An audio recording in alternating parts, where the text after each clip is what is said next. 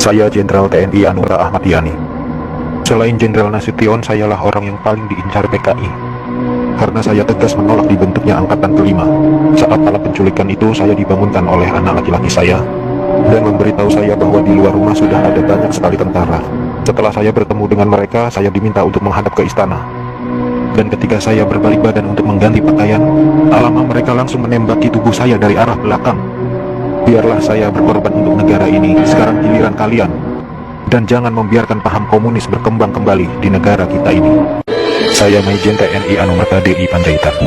Saya menjadi target operasi G30 SPKI karena keberhasilan saya dalam menggagalkan penyelundupan senjata dari RRC untuk PKI guna mempersenjatai buruh dan tani.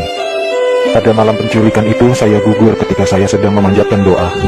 Pasukan laknat itu menembaki tubuh saya beberapa kali, dan tubuh saya dibawanya ke lubang buaya untuk dimasukkan ke sumur maut itu. Tapi saya rela berkorban untuk negara dan membela ideologi Pancasila. Salam cinta saya untuk negara tercinta ini, dan untuk anak istriku serta keturunanku, semoga Tuhan selalu memberkati.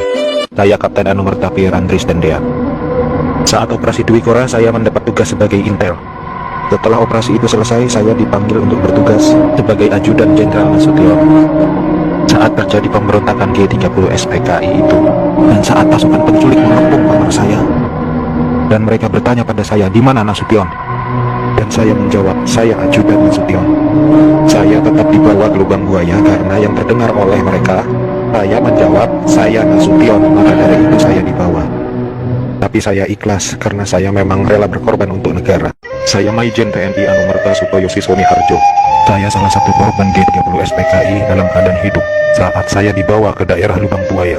Di sanalah saya mengalami penyiksaan hebat, dipukul, dipopor, dan setelah itu mereka menembaki bagian tubuh saya.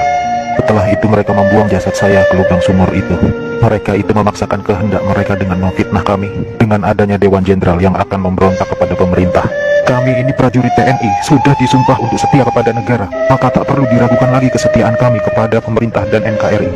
Komunis-komunis itulah pemberontak yang sebenarnya. Saya Aibda Anumerta Karel Satsut Tubun. Saya satu-satunya pahlawan revolusi dari kepolisian. Pada malam penculikan itu, saya sedang berjaga di rumah Bapak Johannes Laimena. Pasukan penculik itu mengira bahwa rumah Bapak Johannes Laimena adalah rumah Bapak Jenderal Nasution. Dan saat itu saya sedang bertugas jaga di rumah Bapak Johannes Laimena. Dengan brutalnya para pasukan itu langsung merangsek masuk ke rumah Bapak Johannes. Saya yang mendengar keributan itu segera mengambil senjata saya, dan pasukan penculik itu tanpa ampun langsung menembaki tubuh saya. Harapan saya agar generasi penerus bangsa tetap memegang teguh ideologi Pancasila demi NKRI.